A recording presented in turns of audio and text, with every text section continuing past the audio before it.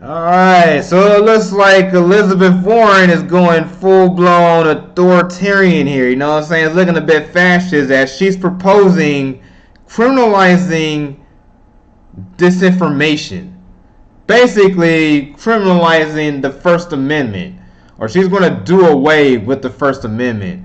The thing about Democrats is when they tend to lose, they tend to go for these hardcore authoritarian type policies, you know what I'm saying, in order to get attention, like Beto, but with the gun buybacks. Basically, like he was proposing a mandatory gun buyback, and when pressed by the media, they can't let the thing out the bag and like, yeah, it's confiscation. You know what I'm saying? Basically, we're gonna have the police come over to arrest you if you don't turn in your weapons. So yeah, it's confiscation. So basically, Democrat presidential candidate, she released a plan to fight disinformation to hold tech companies accountable for their actions in light of the 2016 election. Most of that disinformation was, let's say, correct the record, David Brockshills. Basically, Hillary's like paid like a troll campaign to basically correct the record about her corruption, you know what I'm saying? And all the shit that WikiLeaks put on blast. So a lot of disinformation actually came from the Democrat side. I mean, to be fair, the Trump side put a lot of disinformation themselves, but if the Democrats were the ones, she wouldn't have came up with a plan to fight disinformation. Nah, they're just mad they lost. And Liz Warren's been going hard after Facebook, Twitter, and Google this whole election. I mean, she's basically been demagogic against big tech. I mean, I agree with her in some ways because they basically have a monopoly on the internet. Facebook, Twitter, and Google basically have a huge percentage of this internet. So I see there, but she's taking it a bit too far on authoritarian end, and especially like what the EU be doing, like have hate speech laws or laws against disinformation, like basically censor speech that goes against her narrative. But the sad thing is, like Elizabeth Warren herself will be guilty of misinformation more than a few times, especially like lying about her Native American ancestry. Watch this video. Warren says her great-great-great-grandmother is Cherokee, but genealogists have yet to confirm that.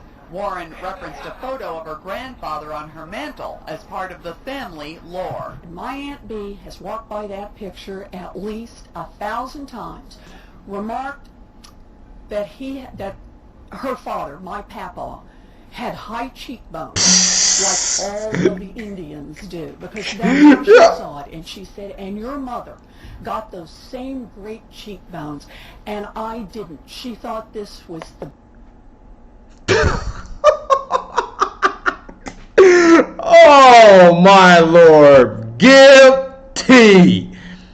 Yeah, your ass would be in jail under your own law for disinformation, because you can clearly tell this woman is of Northern European ancestry, lying about being part Native American. I mean, she lied about being Native American to get grants for Harvard. She's a pathetic liar. She's a pathological liar. She lied about her son going to a public school. She lied about being fired. I mean, the reason why she was fired out of her job because she was pregnant.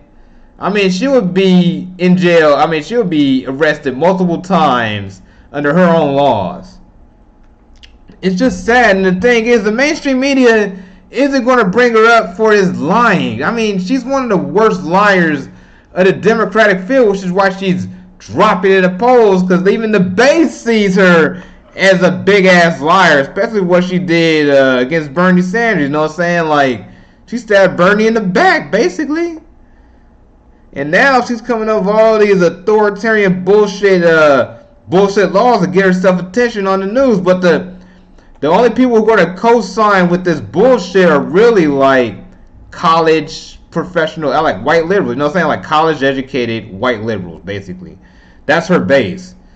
Her base is not diverse. It is mostly, let's say, middle to upper middle class white professionals with college degrees. That is Elizabeth Warren base. I mean, she polls really low with people like black voters, Hispanic voters, and lower class voters, like working class and below voters in general. And if she goes up against Trump in 2020, she will get destroyed. It would be embarrassing. You can see Trump like leading a tomahawk chant to like taunt Elizabeth Warren if it gets to the base, man. Trump, he's a dirty motherfucker, man. He will hit you below the belt. He will hit below the belt against Pocahontas, because that's all he needs to say against Elizabeth Warren if she's a nominee versus Trump. Pocahontas, and that's a wrap.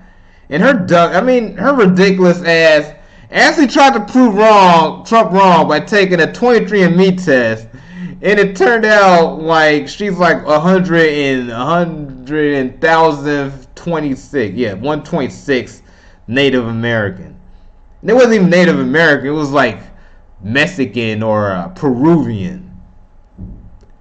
But you can clearly tell this woman is of Northern European heritage. Very clearly. Just a bold liar. And basically tried to run on Bernie's platform, but still like play a little bit to the Hillary Clinton wing, you know what I'm saying? Like pandering on identity, which really failed her. And basically her campaign has been mad, out of touch, out with what the Democrat Party base, because she's mainly aimed at the Twitter crowd, like Latinx and basically all this pandering about trans inmates and all that shit. Yeah, she's pandering to woke Twitter, and it's like really fucking up her campaign, because if she was smart, like basically running on Bernie's platform while still having the identity marks, she wouldn't be going full blast on identity politics. But she doesn't know how to read the room, and now she's slipping into polls and throwing up Hail Marys about fighting disinformation, or basically shutting down people she doesn't like. And imagine this, I mean, just on a principle, imagine Trump coming up with a law to fight disinformation, like fight fake news and shit.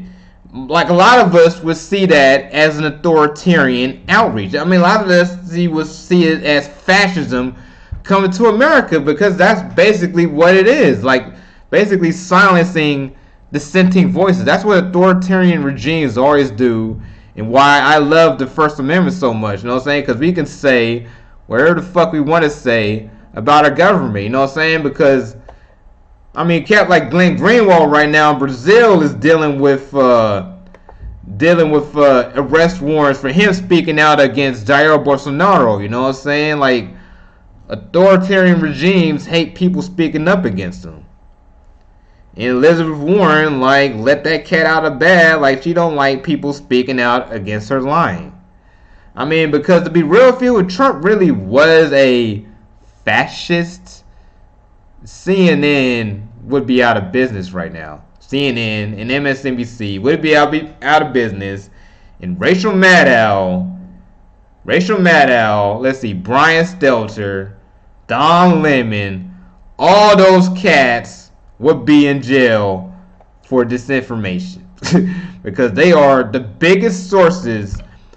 They have been the biggest sources of fake news for the last, let's say 10 years. And it's been going hard for the last 4.5 years, just with fake news and bombshells. And the walls are closing in. And woo. And he blocks the mentions. Let's forget that news. Let's focus on Elizabeth Warren throwing up Hail Marys, the silence free speech. Because to be real with you, hardcore left-wingers, basically like the hardcore intersectional left, they don't really want free speech. You know what I'm saying? They want to call you a racist to shut down debate. And if you call them out on it, they want to arrest you. Because Kamala Harris was basically the same way as Elizabeth Warren fighting hate speech. And Beto wanted to churches lose their tax money to speak up against gay marriage. It's just ridiculous how authoritarian Democrats have been for the last. I mean, they're just letting the mask slip out of the. They're just letting their mask slip. Because I remember Democrats back in the days used to be about individual freedom, be who you want to be, say who you want to say. But this whole intersectional critical race theory bullshit movement since, let's say, 2013 has really shown how really made things a lot more authoritarian, a lot more like, yeah, believe what they say, and if you speak out against it, you're a racist, you don't have a right to say this, you don't feel their experience, woo woo woo. It's all just beyond ridiculous, and this basically helps the right once again, highlighting the left is not open to free speech, when that's not true. I mean, there is a free speech left, but it's just hidden underground. But anyways, follow me, John Clem 310 on Twitter. Give me a like if you feel this video, and please subscribe and share this video around, because YouTube algorithm doesn't have much love for black libertarians speaking out from California. Alright, peace out.